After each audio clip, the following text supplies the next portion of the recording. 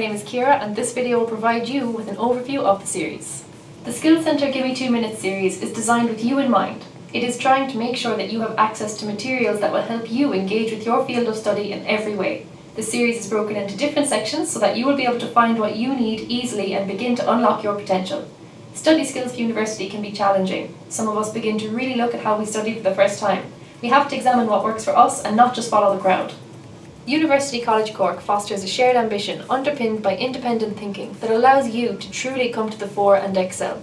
To do this, some of us need to sharpen some of our skills. Often, these skills are needed as you transition into university life, and as you progress through your degree, the area of academic communication may need to be honed. The skills needed include academic writing, critical thinking, and presentation skills. In the Gimme 2 Minutes series, you will find lots of material for you to work with to begin to understand what is needed to be a successful third-level student. Learn all about the academic skills needed for university in the Gimme 2 Minutes series. Thank you for watching. Do not forget to subscribe to watch more videos and visit our website for more information.